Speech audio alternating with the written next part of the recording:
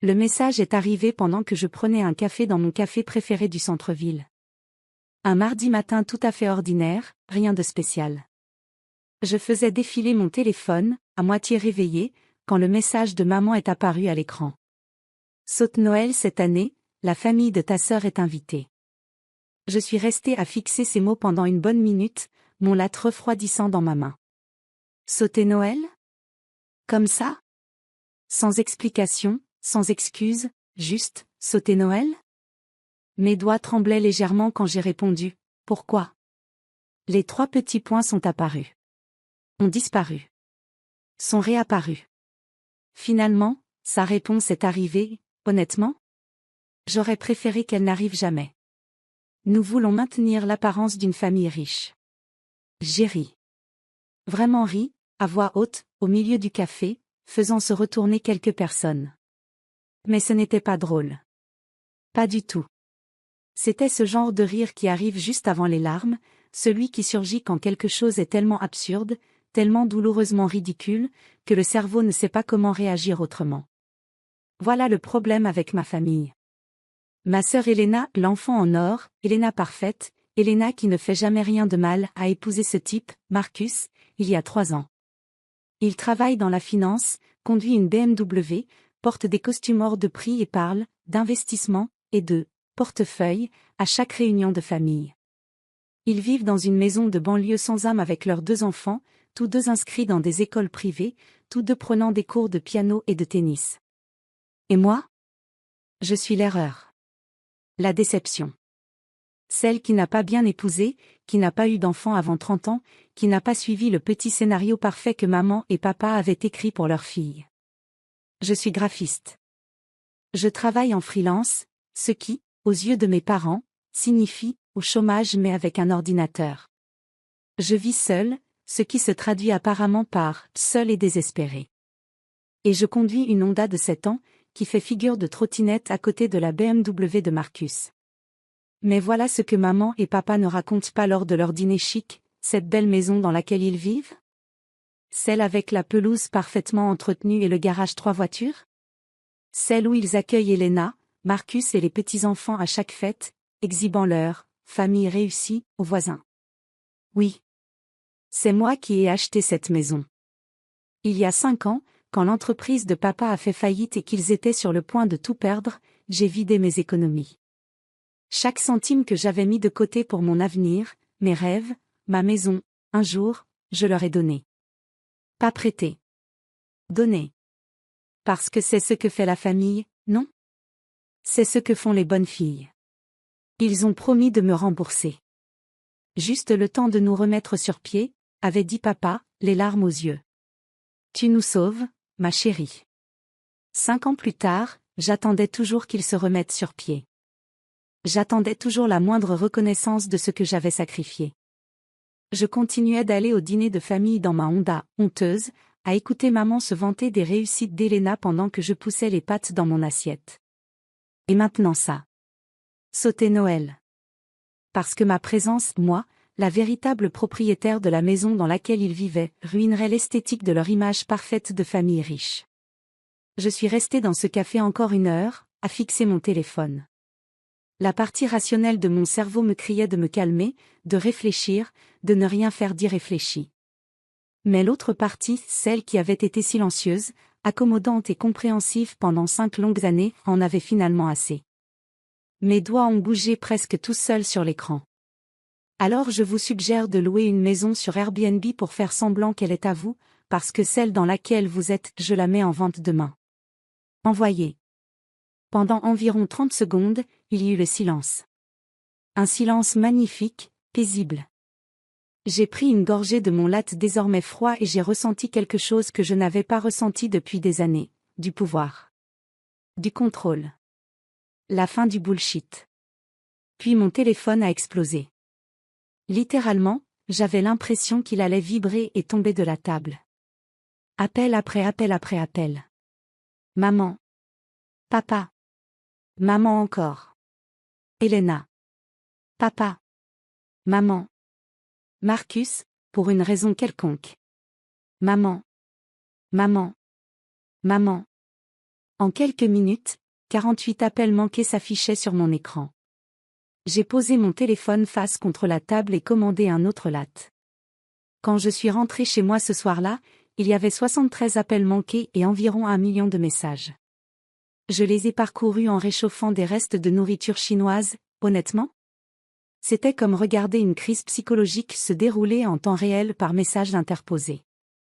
Les messages de maman sont passés de la colère, comment oses-tu nous menacer, à la manipulation, après tout ce que nous avons fait pour toi, puis au désespoir pur et simple, s'il te plaît, on peut en parler, ne fais rien de précipité. Ceux d'Elena étaient surtout remplis d'indignation moralisatrice. Tu vas vraiment rendre tes propres parents sans abri pour une rancune mesquine? Grandis un peu. Ceux de papa étaient les plus difficiles à lire. Ils étaient calmes, abattus. Je pensais que nous t'avions mieux élevé que ça. Celle-là a failli m'avoir. Elle a presque réussi à me faire décrocher le téléphone et tout annuler. Parce que c'est ça, la manipulation émotionnelle quand elle vient de vos parents, ça fonctionne. C'est fait pour fonctionner. Ils ont eu toute votre vie pour apprendre exactement quel bouton appuyer. Mais alors je me suis rappelé ce message. Saute Noël. Maintiens l'apparence d'une famille riche. J'ai fait abstraction de tout le bruit et j'ai fait ce que j'aurais dû faire depuis des années. J'ai appelé mon agente immobilière.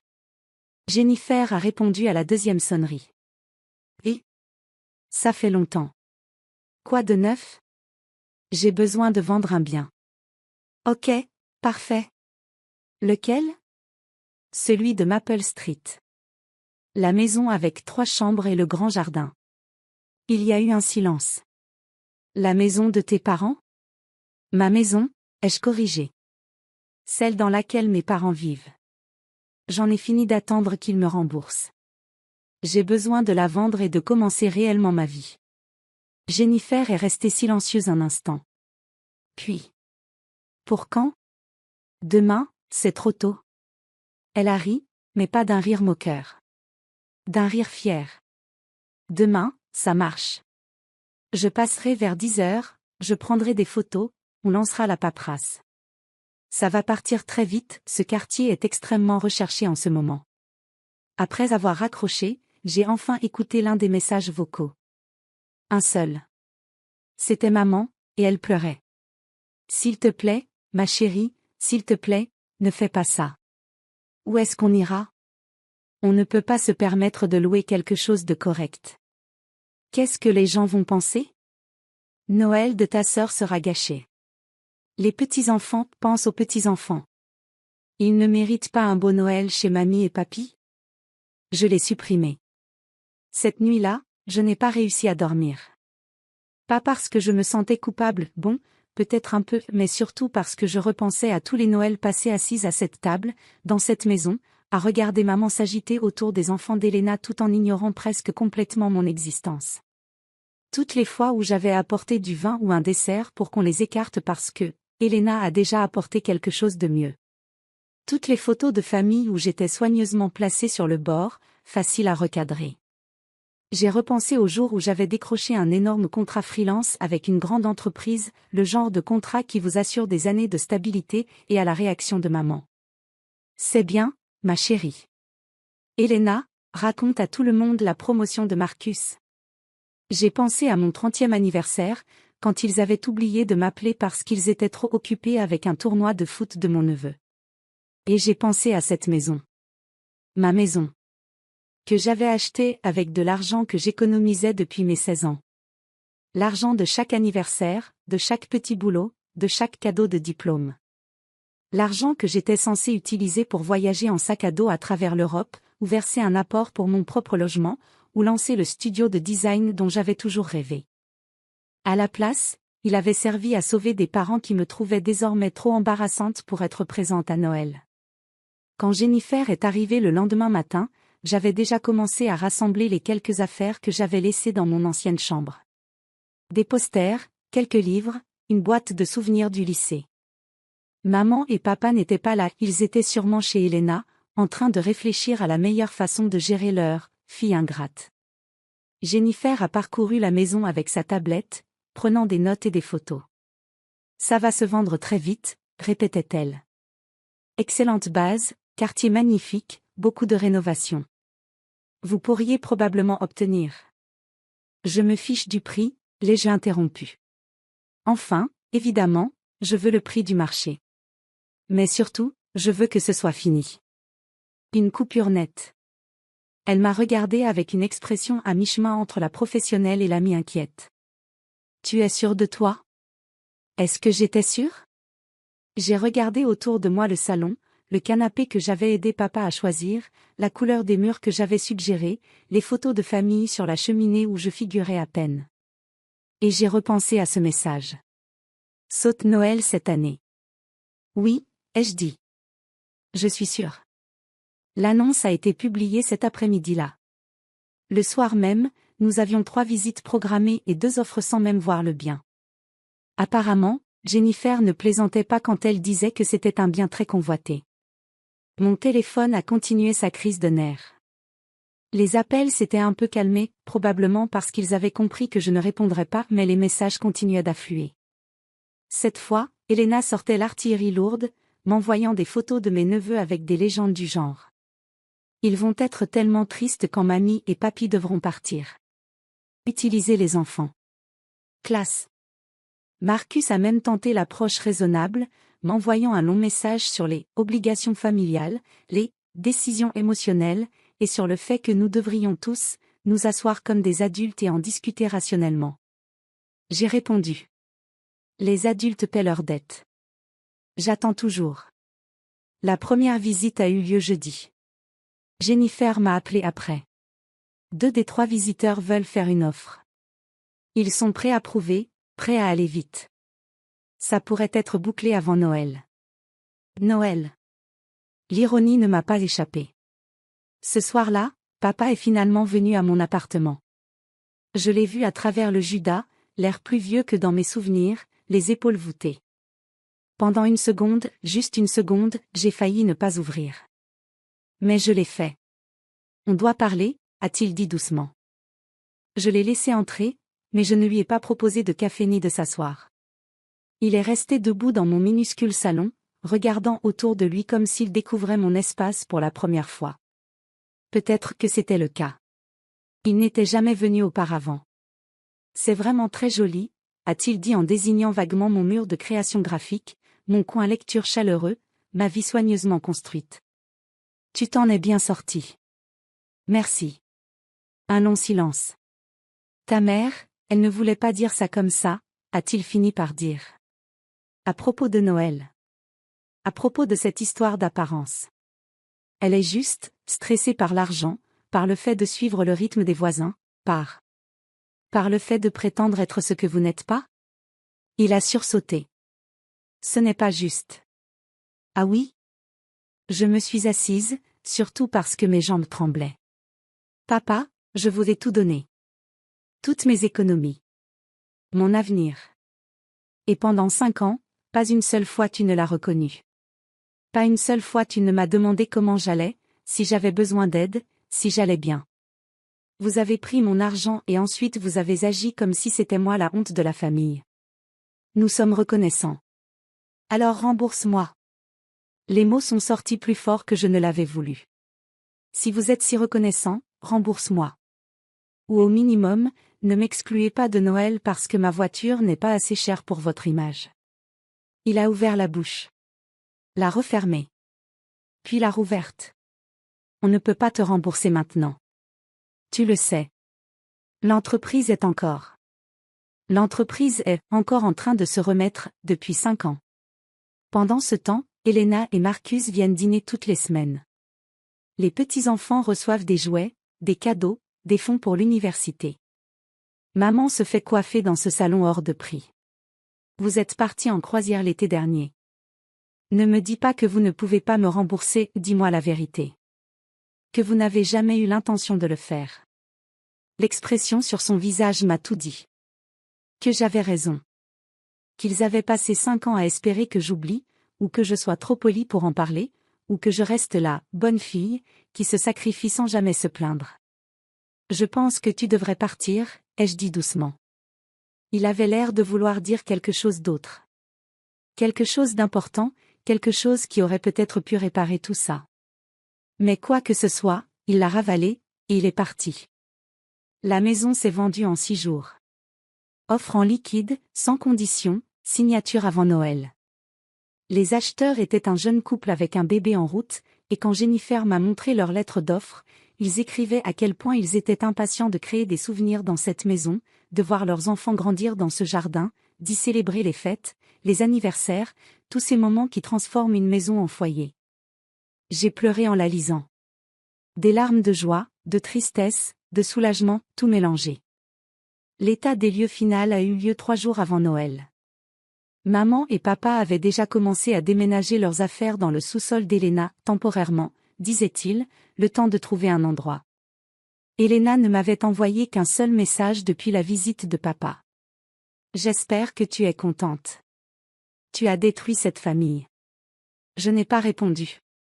Debout dans cette maison vide, regardant les nouveaux propriétaires la parcourir avec leur agente immobilière, désignant les pièces avec enthousiasme, décidant où serait la chambre du bébé, de quelle couleur peindre la cuisine, j'ai ressenti quelque chose d'inattendu. La paix. Pendant 5 ans, cette maison avait été un poids autour de mon cou. Un rappel constant de tout ce que j'avais abandonné, sacrifié, perdu. Et mes parents y avaient vécu sans jamais comprendre ce que ça m'avait coûté. Mais maintenant, ce n'était plus qu'une maison. Et bientôt, ce serait un foyer pour quelqu'un qui l'apprécierait vraiment. Jennifer m'a remis le chèque à la signature finale. J'ai fixé le montant, mon argent, enfin, plus la plus-value de 5 années de marché. C'était suffisant pour verser un apport pour mon propre logement. Suffisant pour faire ce voyage en Europe que j'avais repoussé. Suffisant pour enfin ouvrir ce studio de design. Suffisant pour recommencer. La veille de Noël, j'étais seule dans mon appartement, honnêtement. C'était le meilleur réveillon que j'avais vécu depuis des années. Pas de conversation forcée. Pas besoin de regarder les enfants d'Elena ouvrir leurs cadeaux pendant que mes efforts étaient oubliés. Pas de faux sourires autour d'une table dans une maison qui m'appartenait mais où je n'étais jamais vraiment la bienvenue. J'ai commandé des plats thaïlandais, regardé des films de Noël kitsch, et commencé à esquisser des designs pour mon nouveau studio. Vers 22 heures, mon téléphone a vibré. Un message d'un numéro inconnu. C'est Marcus. Écoute, je ne suis pas d'accord avec la façon dont tout ça s'est passé, mais je voulais que tu saches qu'Elena m'a dit ce que tu avais fait pour tes parents il y a 5 ans. Je n'en avais aucune idée. Pour ce que ça vaut, je pense qu'ils ont profité de toi, et que tu avais parfaitement le droit de vendre. Elena ne l'admettra pas, mais elle le sait aussi. Bref. Joyeux Noël. Je l'ai lu 3 fois. Puis j'ai enregistré son numéro et répondu. Merci d'avoir dit ça. Joyeux Noël à toi et à ta famille. Peut-être que les choses ne seraient pas toujours brisées avec Elena. Peut-être qu'un jour, nous retrouverions quelque chose qui ressemble à une relation de sœur. Mais pour l'instant, c'était suffisant, quelqu'un dans ma famille reconnaissait enfin la vérité. Le jour de l'an, j'ai signé le bail d'un petit local commercial en centre-ville. Mon studio. Mon rêve. Enfin en train de se réaliser. J'en ai parlé sur les réseaux sociaux, juste une annonce simple avec une photo de l'espace vide et la légende. Nouvelle année, nouveau chapitre. Prise de clients freelance à partir de février. Rêvez grand, construisez encore plus grand. Les réactions ont afflué. Des amis dont je n'avais plus de nouvelles depuis des années, des collègues qui me félicitaient, même des clients potentiels qui me contactaient. Et parmi tous ces commentaires, il y en avait un de papa. Fier de toi, ma chérie. Désolé pour tout. On peut parler? Je n'ai pas répondu tout de suite. Peut-être que je le ferai un jour. Peut-être que nous reconstruirions quelque chose à partir des cendres de ce qui s'était brisé. Mais ce serait différent cette fois. À mes conditions. Avec des limites. Avec de l'honnêteté. Ou peut-être que nous ne reconstruirions rien du tout. Peut-être que certaines choses sont destinées à rester brisées. Quoi qu'il en soit, pour la première fois, je me choisissais enfin. Avec le recul, ce message, saute Noël cette année, a été la pire et la meilleure chose qui me soit arrivée. Le signal d'alarme dont j'avais besoin, la goutte de trop qui a fait céder des années de conditionnement, de culpabilité et de besoin de plaire. Parfois, l'acte le plus aimant envers soi-même, c'est de partir. Même loin de sa famille. Surtout quand cette famille traite votre amour comme une obligation et vos sacrifices comme s'ils étaient invisibles. J'ai passé ce Noël seul, mais je n'étais pas seule. J'étais libre. Et le Noël suivant? Je l'ai passé dans mon nouveau studio, entouré de ma famille choisie, des amis qui me valorisaient vraiment, des collègues qui respectaient mon travail, des gens présents pour moi comme je l'avais été pendant des années pour les autres. La maison de Maple Street résonne maintenant de rire, à ce qu'on me dit. La nouvelle famille l'adore. Il m'envoie parfois des nouvelles par l'intermédiaire de Jennifer, des photos de la chambre du bébé, du jardin qu'ils ont planté, de la cabane qu'ils ont construite. C'est exactement ce que j'avais espéré quand je l'avais acheté toutes ces années auparavant. Un foyer rempli d'amour. Il m'a juste fallu du temps pour comprendre que ce foyer n'avait pas besoin d'inclure les personnes qui me faisaient me sentir sans abri dans ma propre vie. Et tu sais quoi? Je ne regrette absolument rien. Merci d'avoir regardé. Laissez un like si cette histoire vous a plu, n'oubliez pas de vous abonner si ce n'est pas encore fait, et cliquez sur la carte ci-dessus pour découvrir d'autres histoires comme celle-ci. À la prochaine.